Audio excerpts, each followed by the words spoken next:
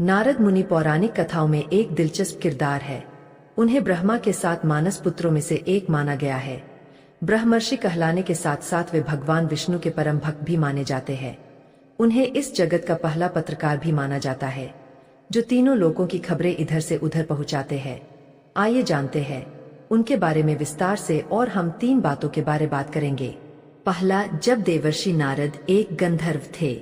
दूसरा, दक्ष ने भटकते रहने का दिया था श्राप, क्यों दिया। तीसरा, नारद मुनि ने जब विवाह के लिए किया मना तो फिर एक श्राप मिला। चलो दोस्तों, कहानी शुरू करते हैं। पौराणिक कथाओं के अनुसार माना जाता है कि देवर्षि नारद पहले एक गंधर्व थे।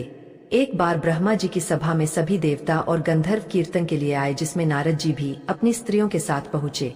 भगवान के कीर्तन में उन्हें स्त्रियों के साथ परिहास करते देख ब्रह्मा जी ने इन्हें शूद्र होने का शाप दे दिया था। उस शाप के कारण नारद जी का जन्म एक दासी के यहाँ हुआ। जन्म लेते ही उनके पिता चल बसे। एक दिन इनके गांव में कुछ महात्मा आए और चातुर्मास्य बिताने के लिए वे वही ठहर गए। नारद जी साधुओं सेवा बड़े मन से करते थे। वो सत्संग और कथा भी बड़े मन से सुनते थे। इन कार्यों के प्रभाव से नारद जी का हृदय पवित्र हो गया और उनके समस्त पाप धुल गए।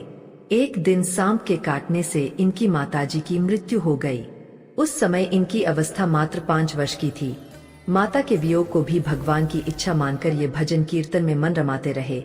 एक दिन इनकी भक्ति से खुश होकर आकाशवाणी हुई कि अगले जन्म में ईश्वर के करीब रहेंगे। दक्ष ने भटकते रहने का दिया था श्राप, क्यों। आपने कभी भी नारद मुनि को एक स्थान पर स्थिर नहीं देखा होगा।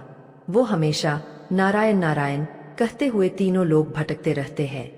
दरअसल जब राजा दक्ष की पत्नी आसक्ति ने 10,000 पुत्रों को जन्म दिया था, तो नारद जी ने सभी को मोक्ष की राह पर चलना सिखा दिया, जिसके कारण राजा दक्ष के पास राजपाट संभालने के लिए कोई नहीं बचा।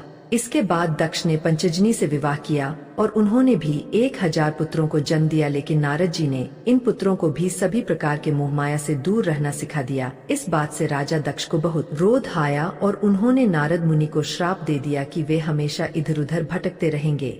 नारद मुनि ने जब विवाह के लिए किया मना तो फिर एक श्राप मिला।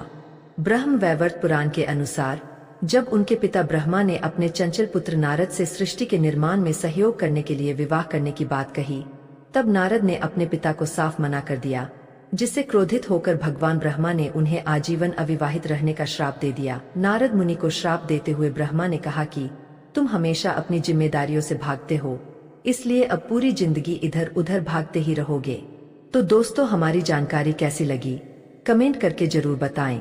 अगर वीडियो अच्छा लगा हो तो चैनल को सब्सक्राइब करें और वीडियो को लाइक करें। धन्यवाद।